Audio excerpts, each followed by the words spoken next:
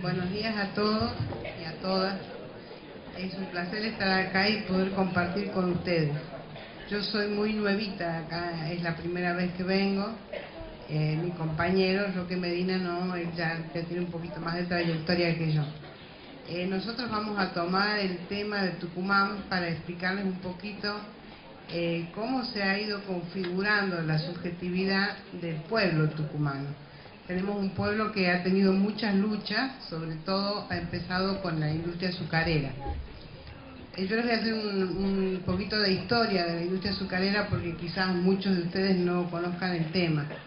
La industria azucarera comienza con el eco de la Revolución de Mayo. En ese momento se encontraba aquí un obispo, el obispo Eusebio Colombres, y él luego viaja a Tucumán y lleva el primer trapiche. Ya comienza a generarse las gestiones para que llegue el ferrocarril. Así con Nicolás Avellaneda, que era tucumano también, llega el ferrocarril y esto permite que se acerque la industria azucarera al puerto de Buenos Aires. Julio Argentino Roca, que es quien lo sucede, hace una serie de gestiones, créditos, aranceles aduaneros, todo para que pueda configurarse bien este tema de la industria azucarera. Pero ¿qué pasa? Que si bien había mucho auge en la industria azucarera, el dinero quedaba en muy pocas manos y los obreros eran mal pagos, se les atrasaban los sueldos, se les pagaba con vales.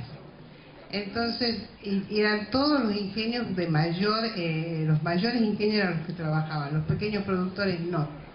Entonces luego ya con la presidencia de Alvear se logra el laudo Alvear, donde comienzan a trabajar también los pequeños productores. Es una lucha constante de los pequeños productores y de los obreros. Así continuamos hasta 1946, que sale Perón.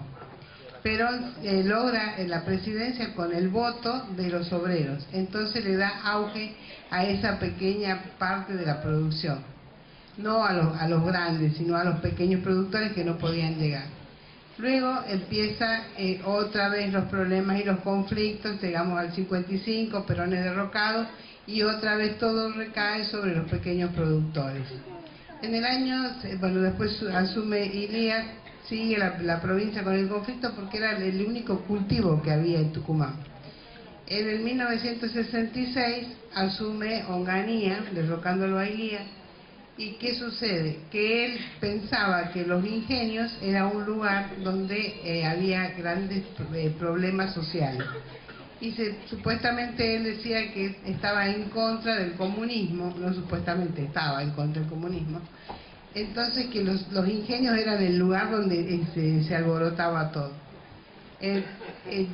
Viaja a Tucumán al poco tiempo y la Unión Obrera lo ve con beneplácito el viaje, pensaban que iba a solucionar. Pero no, llegó el operativo Tucumán, que lo único que hizo fue cerrar 7 ingenios. Entonces ya la industria azucarera empieza a decaer. Mucha gente se tiene que ir porque no hay trabajo, viven del ingenio, tienen sus casas en los ingenios, el ingenio es paternalista, les da todo, entonces empiezan a emigrar. Muchos de ellos aquí a Buenos Aires a ocupar las villas. Después continúan los problemas y en el año 67, o sea, durante el gobierno de Onganía, se produce el primer asesinato de una mujer, Hilda Guerrero de Molina. Ella vivía en el ingenio Santa Lucía. El que trabajaba era su esposo. Ellos a la noche anterior tenían que ir a Bellavista, a otro ingenio, porque había rumores de que se cerraba el ingenio Santa Lucía. Se tenían que ir caminando a través de los cañaverales porque los militares cerraban la ruta. Llegaron y ella no trabajaba, simplemente defendía la fuente de su esposo. En una revuelta que hay, antes de llegar al ingenio de Bellavista, la matan con un tiro en la cabeza. Nunca se supo quién la mató, nunca averiguaron nada, lo único que decían y se sabía que había sido la policía de Tucumán. Luego en el año 70 tenemos el tucumanazo, anteriormente había sido el cordobazo. En el año 72 se toma la quinta agronómica, desalojan los militares a los estudiantes, porque la quinta agronómica es un lugar donde se encuentran muchas facultades de la Universidad Nacional de Tucumán. Después de esta revuelta, digamos, en el año 76, ya siguen los conflictos siempre por el monocultivo que era la caña de azúcar. En el año 76, lo que ustedes ya conocemos la mayoría, el proceso. El proceso es peor que todos los otros años de militares porque tienen el terrorismo de Estado. Tucumán es una de las provincias con más emblemática en lo que ha sido tortura, en lo que ha sido secuestro y bajo las manos de Antonio Domingo Bussi. Hasta llevaba a los indigentes, los trasladó a la provincia de Catamarca y los dejó ahí tirados, o sea, una de las tantas cosas que hizo.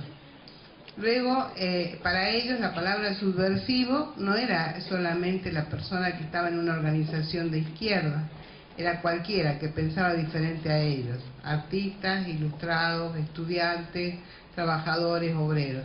Se hacían secuestros, se hacían extorsiones, se hacían torturas, todo lo que ya muchos de nosotros acá hemos vivido, otros no lo han vivido, pero ya lo saben. Luego de esto aparece ya el gobierno de Alfonsín, la democracia nuevamente, pero también ha habido muchos problemas y comienzan los saqueos. Después del gobierno de Alfonsín comienza Menem con el neoliberalismo, que también es un problema porque el trabajo, cada vez hay menos trabajo, la globalización que trae. El axioma de la globalización es que un trabajo duradero es un mito, ya no hay un trabajo estable, ya nadie se jubila en el mismo trabajo que comienza, mucha gente queda en la calle, trabajan 4 o 5 años, a los 30 años ya son viejos para trabajar. O sea que hemos tenido una provincia muy convulsionada. Hoy por hoy se vive el presente, a nadie le interesa, a los chicos jóvenes presentan currículum en todas partes, saben que van a trabajar 1 mes, 2 meses, 1 año, 2 años y nuevamente en la calle. No hay un trabajo genuino y duradero en Tucumán.